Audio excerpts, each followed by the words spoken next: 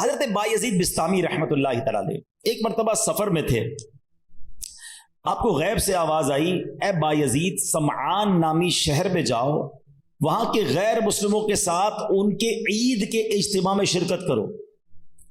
بایزید فرماتے ہیں کہ اللہ پاک کی پناہ، میں غیر مسلموں کے تہوار میں شرکت کروں؟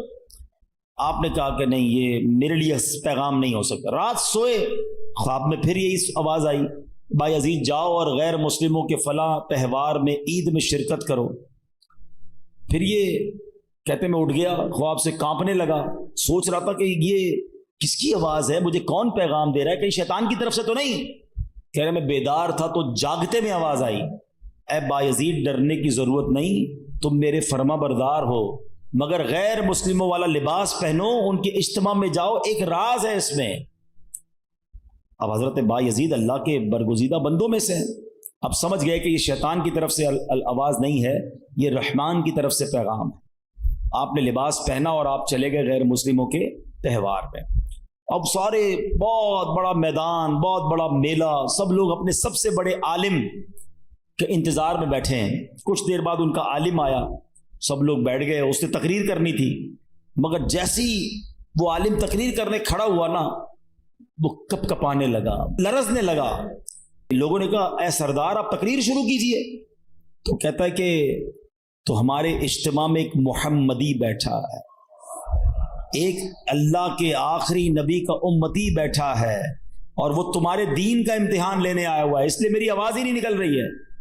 پھر اس نے بلند آواز سے کہا اے محمدی، اے اللہ کے آخری نبی کے امتی، کھڑے ہو جاؤ۔ حضرت بایزید بسطامی کھڑے ہو گئے۔ تو اس عالم کہتا میں تم سے کچھ سوال کروں گا، تم نے جواب دیا تو اس کے بعد ہم ساری باتیں تمہاری مانیں گے، اور اگر تم جواب نہ دے سکے تو ہم تمہیں قتل کر دیں گے۔ حضرت بایزید بسطامی تو ولیوں کے سردار تھے، آپ نے کہا پوچھو جو پوچھنا ہے۔ اس غیر مسلم نے بھرے مجمع میں 61 سوال کیے، 61 کوسچن کیے حضرت بایزید بسطامی سے۔ حضرت بایزید بسطامی نے سب کے سب ٹھیک جواب ارشاد فرما دیے۔ حضرت بایزید بسطامی نے اسے سوال کیا، تم نے کر لیے سوال، اب میں سوال کرتا ہوں، بتاؤ آسمانوں اور جنت کی چابی کیا ہے؟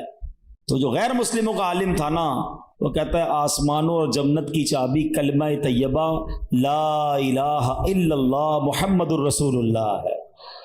اللہ پاک نے اس کی زبان پر حق جاری کر دیا۔ اب اپنے اتنے بڑے عالم کی آواز سن کر، اس کا جواب سن کر، اس میدان میں ہزاروں غیر مسلم تھے، سب کے سب کلمہ پڑھ کر مسلمان ہو۔